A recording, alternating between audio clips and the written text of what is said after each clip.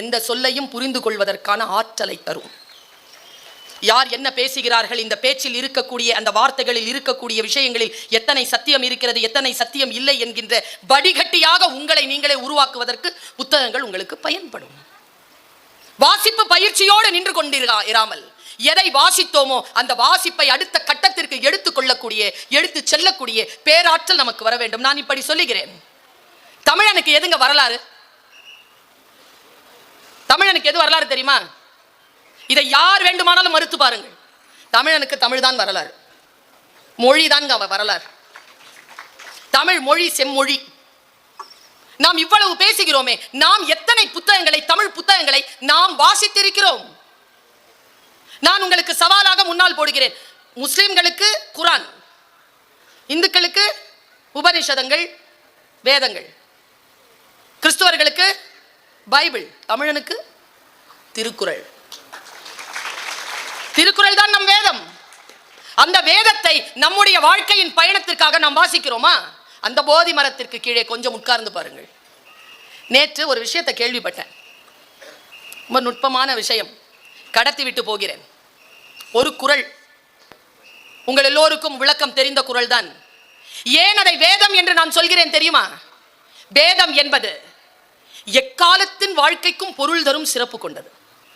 இன்றைக்கு நாம் ஒரு பத்திரிகை வாசிக்கிறோம், நாளைக்கு அந்த பத்திரிகையை நாம் திரும்ப வாசிக்க போவதில்லை. ஆனால் 2500 வருஷத்துக்கு முன்னால எழுதின 1033 குறள், ஒரு அக்ஷரம் கூட மாறல. படிச்சுக்கிட்டே இருக்கோமா இல்லையா?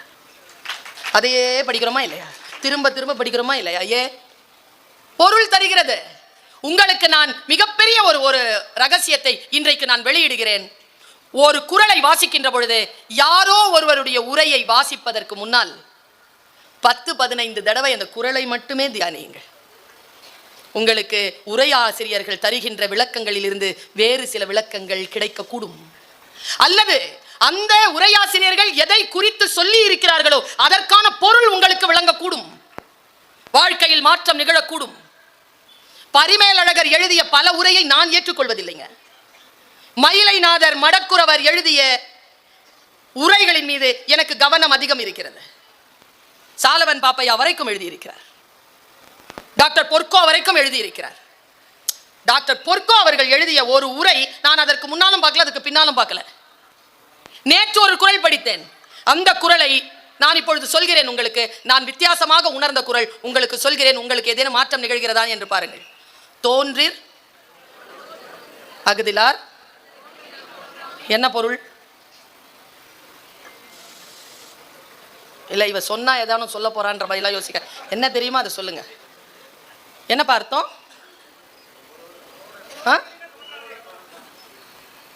அதான் அவர் சொல்லிட்டாரு விளக்கம். என்ன நம்ம விளக்கம் புரிஞ்சுக்கிட்டு இருக்கோம்னா, ஒருத்தங்க பிறந்தா புகழோட பிறக்கணும், இல்லைன்னா பிறக்காம இருக்கிறதே நல்லது அப்படி சொல்வாரா தாத்தா? அது சாத்தியமா? பிறக்கும் போதே நானும் நீயும் புகழோட பிறந்தோமா ஜீவா சார்? பிறந்துட்டோம். அப்படி என்ன அர்த்தம்? அது பொய்யாது. இப்ப நான் ஒரு விஷயத்தை சொல்றேன்.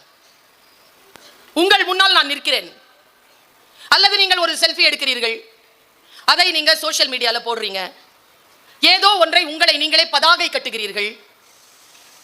என்ன சொல்றார் தெரியுமா வள்ளுவர்? மற்றவர்களுக்கு முன்னால் உன் முகம் காட்டி நீ தோன்ற வேண்டும் என்றால் ஏதேனும் புகழ்க்குரிய காரியத்தை செய்துவிட்டு வந்து நில், இல்லை என்றால் அப்படி தோன்றாமல் இருப்பது நல்லது. இது புரிஞ்சுதுன்னா கல்யாணத்துக்கு முன்னாலேயே கட்டி பிடிச்சிட்டு போஸ் கொடுப்போமா? இல்லை கொடுப்போமான்னு கேட்குறேன். தோன்றீர் புகழோடு தோன்றுக. இல்லையா, உன்னால முடியலையா, தோன்றலின் தோன்றாமை நன்று. கன்னத்துல கல்லெறிறாங்க தாத்தா, சும்மா வந்தாளு. நான் இன்னொரு குறள் சொல்றேன். வித்தியாசமாக நாம் இதை புரிந்து கொண்டால் நமக்கு வேறு எந்த மார்க்கத்தை நாம் பின்பற்றுகின்றவர்களாக இருந்தாலும் நம்மை வழிபடுத்துவது நம் இனத்திற்கான நூலான அந்த திருக்குறளாக அமையும். அதை நாம் புரிந்து கொள்ள வேண்டுமே. இப்போ இந்த ஒரு வார்த்தை இருக்கு, பொம்பளை பிள்ளைங்களுக்கு எல்லாம் அவ்வளவு கோபம் வர்ற ஒரு குறள் இருக்குப்பா. என்னால தாங்கவே முடியாதுப்பா அந்த குறளை படிக்கும் போதெல்லாம். தெய்வம் தொழாள் கொழுநன். நல்ல மனப்பாடம் பண்ணி வச்சுக்கங்க, அதெல்லாம் நல்லது இல்ல. அந்த மாதிரி ஒரு பிள்ளை வீட்டுக்கு வந்தா, தெய்வம் தொழாள் கொழுநன் தொழுது எழுவாள் பெய்யன அவ பெய்ன்னு சொன்னா மழை பெய்யுமா? எப்படிங்க பெய்யும்? என் வாசுகி சொல்லியிருந்தா கூட பெஞ்சிருக்காது. எங்க அம்மா கண்ணகி சொல்லியிருந்தா கூட பெஞ்சிருக்காது. அதெல்லாம் என்ன மெட்டாபிசிக்ஸா? பெய் அப்படின்னோட மழை பெஞ்சிருமா? அப்படி பெஞ்சாதான் நான் மிகப்பெரிய நான் கடவனையே தொழுது கொண்டிருக்கிறேன், வேறு எந்த தெய்வத்தையும் தொழவில்லை என்ற லேபிள் எனக்கு கிடைக்குமா? இப்படி தாத்தா சொல்வாரா? நான் மூப்பன் இல்லையா? அவன் அறிவாளி இல்லையா? ஞானம் கிடைப்பது என்பது என்ன? வார்த்தைகளை சரியாக புரிந்து கொள்வதுதான் தோழமைகளை. ஒன்றை சரியா பாருங்களேன், ஆங்கிலத்தில் எனக்கு அட்டகாசமாக புரிந்த சொல், எனக்கு ரொம்ப பிடிச்சமான சொல், அண்டர்ஸ்டாண்டிங். என்ன வார்த்தைங்க அது? நீ எது பேசினாலும் I stand under, don't worry, I stand under. இது சொன்னா போதுமே, சண்டையே வராத. நீங்க என்ன புரிஞ்சிக்கவே இல்லையே. ஆமா, புரிஞ்சிக்கல, அதனால தானே பிரிவு. எப்படி சொல்கிறார் பாருங்க. ஒன்றும் இல்லைங்க, பொறுக்கம் எழுதினாருங்க, அதுக்கு அர்த்தம் அவர் திராவிட மரபு சார்ந்தவர்.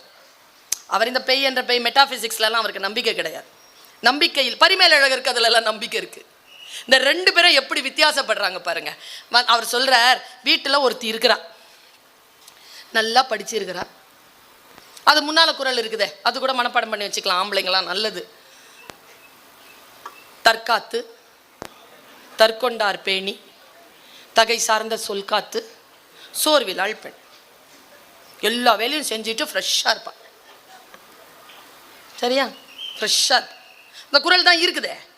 அப்போ அவள் பெய் என்று சொன்னால் மழை பெய்யும் என்பது எவ்வளவு பெரிய பெண் அடிமைத்தனம். அப்படி சொல்ல இல்லை வள்ளுவன், அப்படி சொல்ல இல்லை. அவன் சொன்னது என்ன தெரியுமா?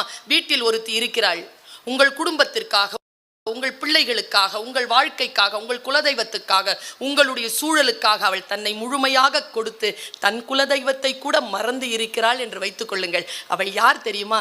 நீ பெய் என்று சொன்னவுடன் பெய்யும் மழையை போன்றவள்.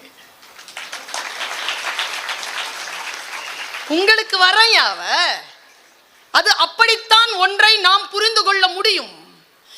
இப்போ இன்னொரு ஒரு குறளை சொல்றேன். இப்படி குறளை புரிந்து கொள்வதே இல்லை நாம். என்னன்றி கொன்றார்க்கும் உய்வுண்டாம். ஃபர்ஸ்ட் சொல்லிட்ட, நீ என்ன சொன்ன? என்னன்றி கொன்றார்க்கும் உய்வுண்டாம். நீ ஏன் சொல்ற? நன்றி மறப்பது சொல்லிட்டல்ல, அப்புறம் எல்லா நன்றியும் மறக்கலாம், பரவாயில்ல, எதுக்கு நீ அந்த இடத்துல கேப் விடுற? எனக்கு புரியலைங்க அது. எனக்கு வள்ளுவன் மீது கோபம் வந்தது. என்னன்றி கொன்றார்க்கும் உய்வுண்டு. எந்த நன்றி நீ கொன்னுட்டனாலும் உனக்கு பரவாயில்ல, மன்னிப்பு உண்டு, ஒரு நன்றியை மட்டும் நீ கொல்லக்கூடாதுன்னு சொல்லி கடைசியா வார்த்தையை முடிக்கிறார். என்னன்றி கொன்றார்க்கும் உய்வுண்டாம் உய்வில்லை, செய் நன்றி கொன்ற. அப்படின்னா என்ன?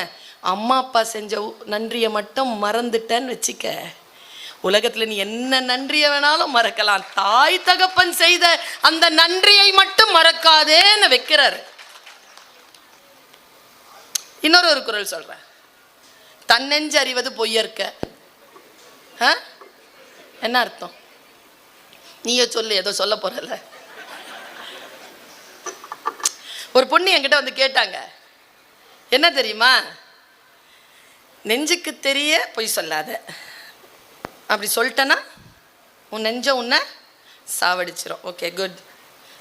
கேட்டா பாருங்க ஒரு கேள்வி, நெஞ்சுக்கு தெரியாம போய் சொல்லலாமா? நியாயமான கேள்வி தானே? என்ன கதிர், நியாயமான கேள்விதான். கேட்பான் அவன் கிளாஸ்ல. என்னன்றி கொன்றார்க்கும் உய்வுண்டாம் உய்வில்லை, செய் நன்றி கொன்ற மகருக்கு இப்ப புரிஞ்சு போச்சு. இப்போ இந்த குறள்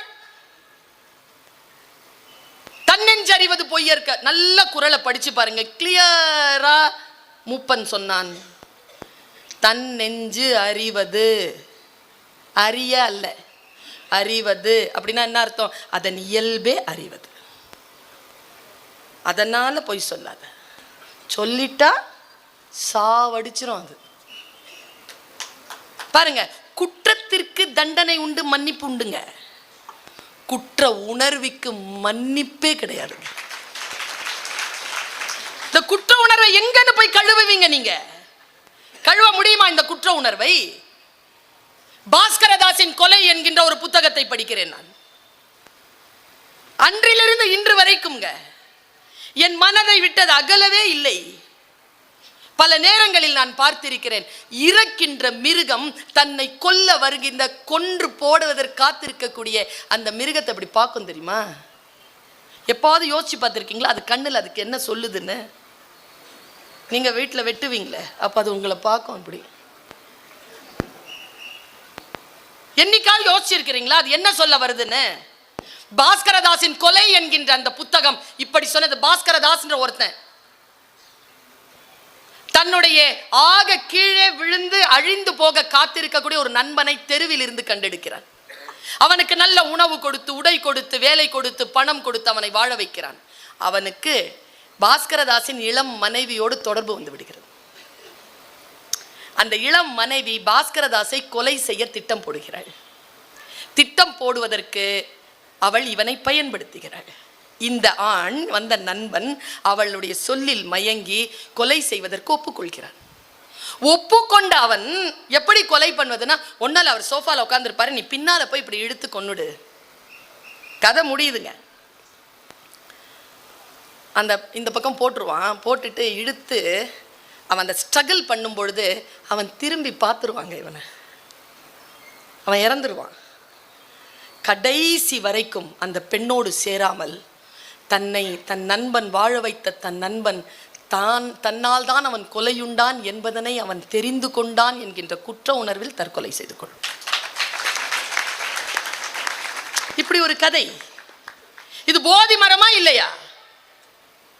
ஏதோ ஒரு நிலையில் நாம் ஒன்றை வாசிக்கின்ற பொழுது அந்த வாசிப்பு நம்மை இன்னொரு கட்டத்திற்கு, மனதை வேறு நிலையில் திருப்பி எடுத்து செல்கிறதா?